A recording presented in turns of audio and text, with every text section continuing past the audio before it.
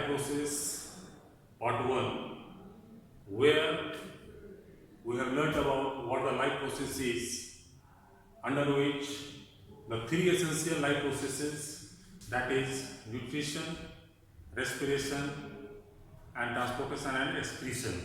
These are the 3 essential life processes which are being carried out by all the living beings. In the nutrition, we have learned about the autotrophic nutrition being carried out by the plants, then the heterotrophic nutrition that is being carried out into the animals, where the animals depend on the plants directly or indirectly. In the nutrition, we have learned about how the food ingested, that is getting digested, absorbed,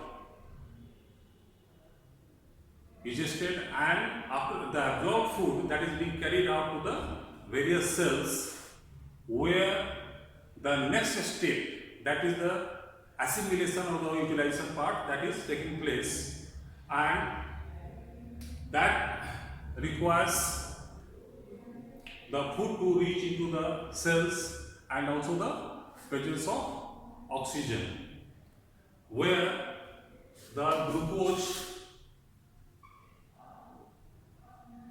is further broken down into carbon dioxide and water and gives energy, and this energy is being utilized to carry out the life processes apart from the muscular constriction, relaxation, even into the breathing and all. So today we are going to discuss about the respiration. In the respiration, the process varies from animal to animal. If we find there are the unicellular organisms, they are directly in contact with the environment, from where the oxygen directly diffuses into the cells, and that is being used for the purpose of oxidation of the food. However, into the multicellular organisms, what happens? Each cell is not directly in contact with the environment.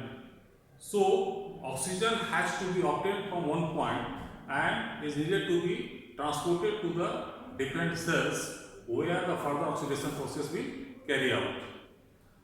Now, depending upon the environmental conditions and the habitat of the animals also, the process and the organs related to respiration that will differ. For example, for the terrestrial multicellular organisms, they have got the lungs, they have got the nostrils, they have got the trachea. We will discuss in the later part of this lesson. While those animals who are living in water, aquatic animals, especially we talk about the fishes, they cannot take environmental oxygen directly. However, they can take the oxygen that remains dissolved in water, for which they have got the specialized organ that is called the gills. In the same time, there are some amphibians, they have got the capacity to both absorb oxygen dissolved in water through their skins, and when they are on land, they can use their lungs as well. So first let us understand what is the mechanism of respiration. Now,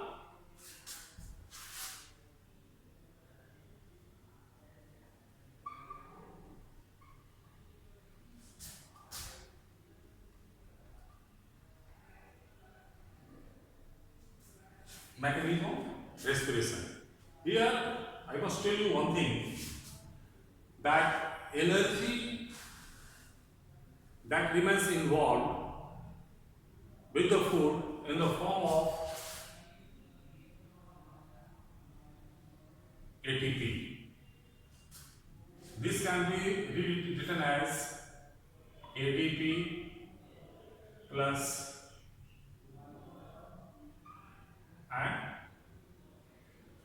This P is the inorganic phosphate.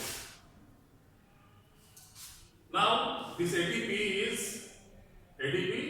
having connected with one inorganic phosphorus, and when this bond breaks up, we get ADP plus inorganic phosphorus, and in this breakdown we get 33.5 kilocalories energy per mole. So these are the energy pockets, and these energy either they form or they release energy, and this energy is being utilized for the various purposes to carry out the life process. So let us understand the mechanism of respiration. What happens inside the cell?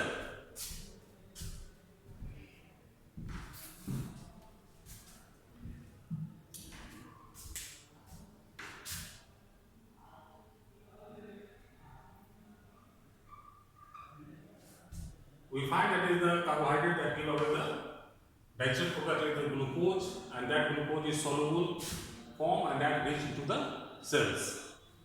Glucose is a 6-carbon molecule. Now this glucose converts into glucose 6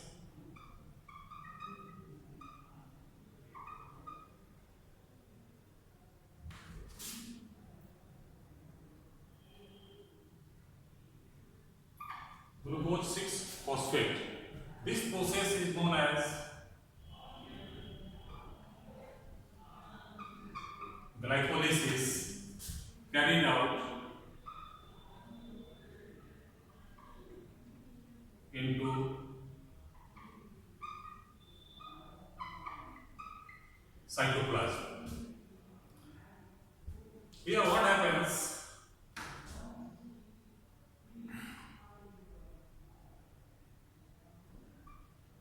2 ATP is consumed to convert glucose into glucose 6 phosphate, and after this conversion we get 4 ATP. So here net gain is 2 ATP. 2 have invested, 4 have obtained, so net gain is 2 ATP. So basically glucose enters into the cell as a glucose 6 phosphate, and this converts into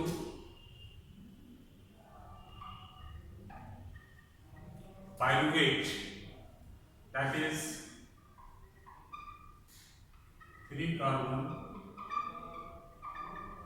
molecule.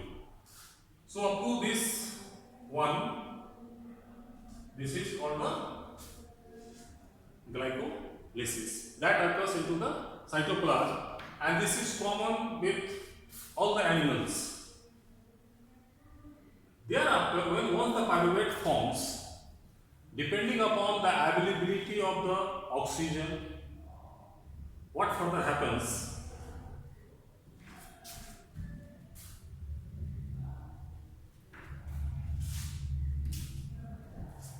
There may be the 3 pathways.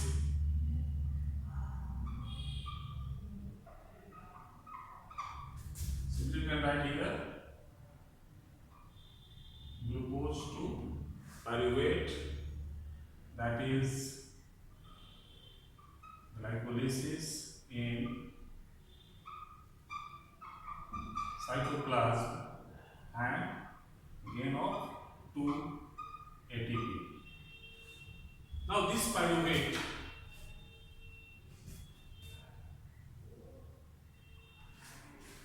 converts into CO2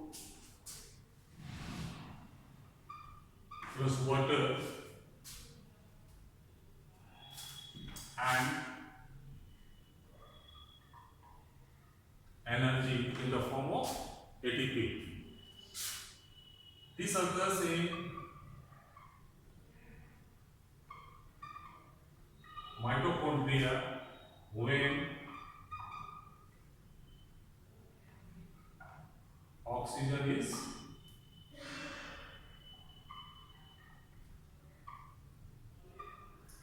available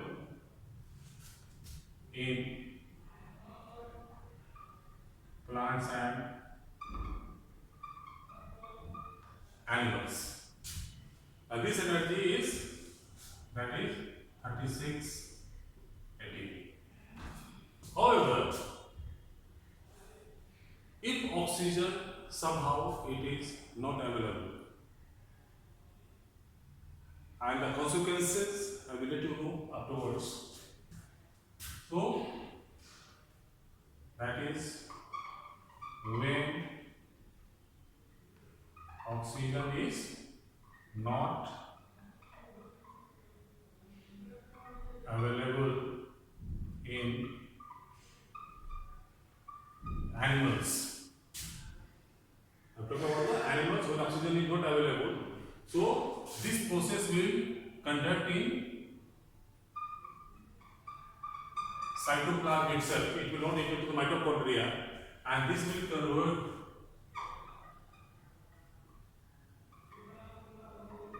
into lactic acid. While if we talk about plants, that is when oxygen is not available. This may also carry out into the cytoplasm. Here the product will be alcohol plus CO2. Now you observe over here this glycolysis is common with all plants and animals, whether oxygen is available or not available. However, when oxygen is available in plants and animals, further breakdown takes place and more energy is getting obtained. While in case of animals and the plants, if oxygen is not present, the process will carry out into the cytoplasm itself, where the product will differ and no energy will be formed. But this gain that will remain. So it doesn't mean every time in the presence of oxygen only this breakdown will take place. Some lesser, very less amount of energy that will be produced. Now we will understand this one into the animals, especially when there is no oxygen. You must have observed sometimes in the school there is annual athletic meet when you start practicing running suddenly, or in the start of winter you start playing badminton. The day you start, what do you feel? You must be feeling while playing badminton, that is a stiffness of these muscles, hardness and lot of pain.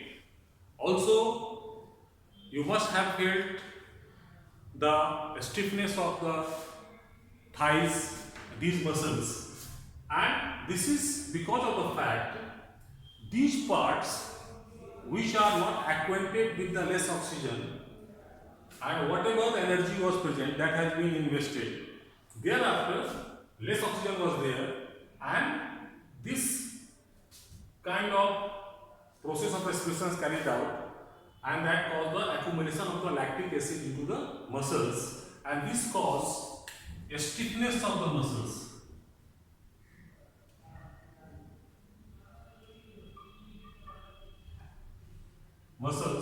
which lead to such pain. Since lactic acid is not soluble, so gradually thereafter, once you stop this one, after a few days they are getting further oxidized, and thereafter you get relief from the stiffness of the muscles. And in plants, we have got a special advantage, that is the alcohol synthesis on the large scale. This process is known as fermentation.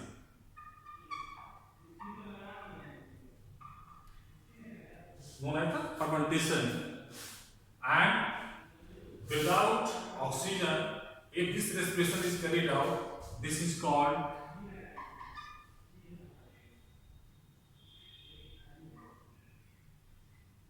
anaerobic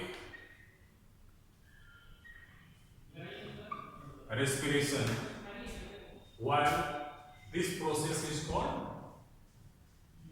aerobic